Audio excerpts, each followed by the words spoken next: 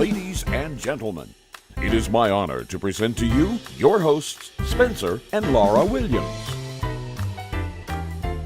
Hey everyone, I'm Spencer. I'm Lara, and we're Married with Board Games. In this Kickstarter preview, we're going to be looking at Loot the Body, a competitive cooperative family game for 2 to 5 players. In the game, players work together to try to survive a dangerous dungeon while also trying to outdo each other and collect the most loot. Let's head over to the table and see how it plays out.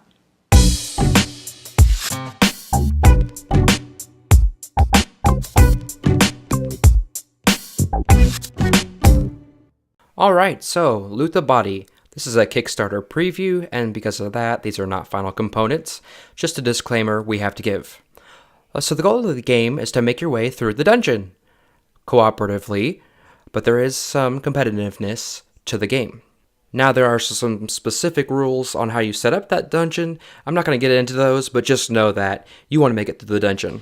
If the players successfully make it through the dungeon, the player with the most points through their money and their treasure wins the game. So first of all, you've got characters to choose from. They all have a special ability, and they also have the different number of hit points. So you got this one.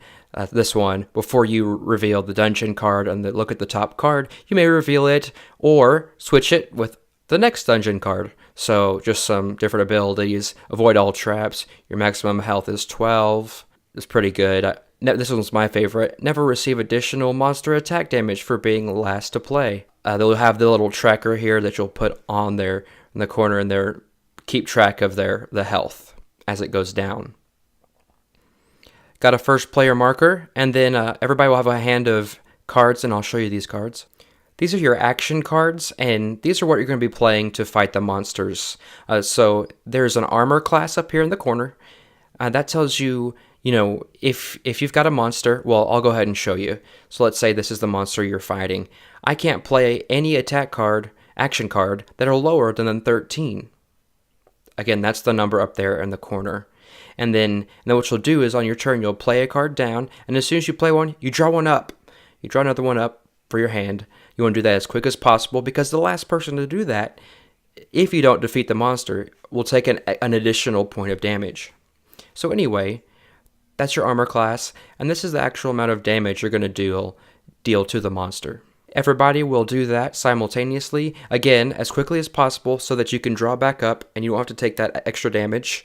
And then once everybody does that, you'll flip them over, you add up the amount of damage that you deal to the monster, and you compare it to its health.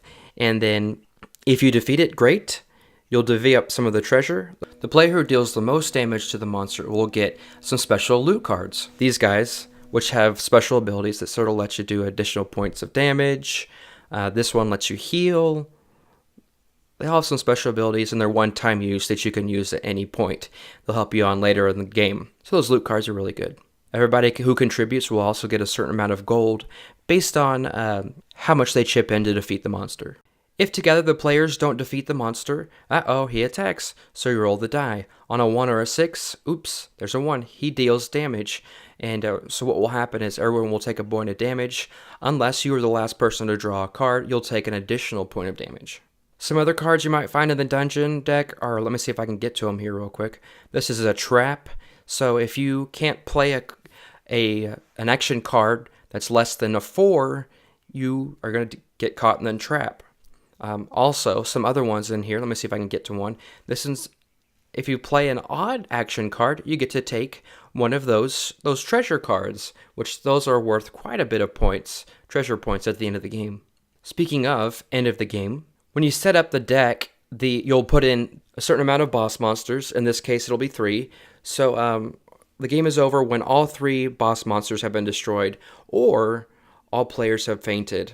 Once the game is over, all players should have a pile of treasure, and you add up the value of your gold, loot cards, and treasure tokens, and whoever has the largest pile is the winner. There are some additional variants you can add to the game. There's a mayhem mode that adds some additional action cards like bombs and shields and some different kinds of potions.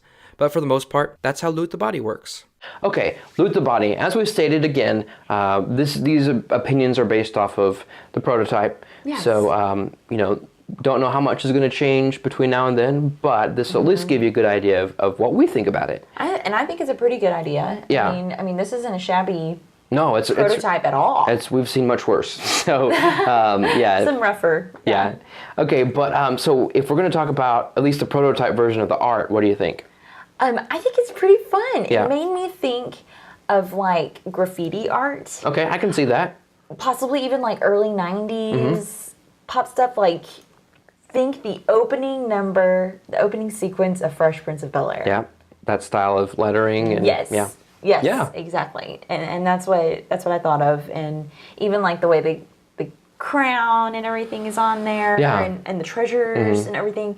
It really brought that to mind. Well, I think it's a perfect match for the style of game that it is too. I think it doesn't feel out of place, Right. and it's perfect for it. So let's get into gameplay a little bit. So this can go from 2 to 5 players. Yes. However, we feel that it's better suited for 3 or more. Right, because when you're playing a 2-player game, you have to have a dummy player. Yeah. And it's just kind of a drag, and honestly sometimes it's hard to remember, oh man, we also have to go get that card too. Right. Because one of the tenets of this game is playing your card out and drawing as fast as you can. Yeah. And you get so caught up in that you can easily forget Right. to check that dummy player to see if they could even play anything Right. to contribute, which sometimes they They can't, so they end up being a dummy anyway. No. Oh. So So, I mean, it's there. I mean, it's an option if you want to do it 2-player. But as far as where the game works better, it's better suited for 3 or more people. definitely. You did mention that racing to play a card down and drawing one. I like that. It's a really fun aspect It's to this hard. game. Well, it is, because you got to look at everything on your card, look at what you can Because play. There's 2 numbers on the card, so and you have to remember which one it is that you're trying to target there Yeah. and get the right amount on whatever, if it's a trap or monster or whatever you're fighting at that moment. You've got to get the right number. Yeah. And there were several times that I found myself reaching for the card based on what was in the corner instead of Yeah. what was in the center. And I don't know how you could make that any easier. No, I mean, I think the more you play it, it just gets It's ingrained something you into need you. to become accustomed to. Yeah. You're right. But I like that. So yeah, you get a penalty if you're the last person to draw a card. But I also like that it's not just such a detrimental penalty, right? You just take 1 more damage from the monster or whatever. So yeah, there is a need to be the first one to, or not the last one really, to get a card. But if you don't make it, it's not too bad. Right. Which I found because I am Well, just yeah, 'cause awful. you picked- I'm so slow at putting cards So down. you thankfully picked a character whose ability was he never suffered that penalty. Yeah, at least in that play. So Yeah. there's definitely that need, but it does make it fun because you got a bunch of people reaching to draw the card and putting their card down as fast. You don't want to be the last one, so that's a fun added element to this. I like the pull your weight aspect of it. Oh, definitely. When you're having to figure out whether or not we defeated that monster, because that also comes in again with you have to be fast, but you also have to measure what cards are you wanting to hold back and save for Yeah, later, exactly. and what are you willing to put out there right now. Because you want to get some loot. But again, like you said, maybe you want to save that awesome card for later. You never know. Yeah. So that's an interesting decision you got to make. And it's really neat that the person who contributes the most gets more treasure. Yes. So that makes sense. Oh, definitely. So like you said, that's what goes into that decision. I want more treasure, obviously, but I don't want, But what if there's another monster coming up later that I could get even more treasure from? Exactly. There is a little bit of luck of the draw with this one. Oh, there is definitely luck of the draw on this. So, like, there were several occasions in a row in some of our games where I would be able to play cards and Lara wouldn't, just because of the hand that she drew. Yeah. So again, that's just an element of the game. Not much you can do about it. So if that doesn't bother you, no big deal. Definitely. So those are our thoughts on Loot the Body. So having said all of that, we think families and newer gamers will enjoy Loot the Body more than gamers looking for a more strategic and deep game. There's not a whole lot of heavy thinking or decisions to be made. But that's not to say there's nothing to enjoy with this one. From the quick thinking and fast-moving drawing of cards to the fun artwork, but competitive aspect, There's definitely a game here, and many will find it very fun. Thanks so much for watching this preview. For reviews on published games, check us out over on the Dice Tower and our website, marriedwithpg.com.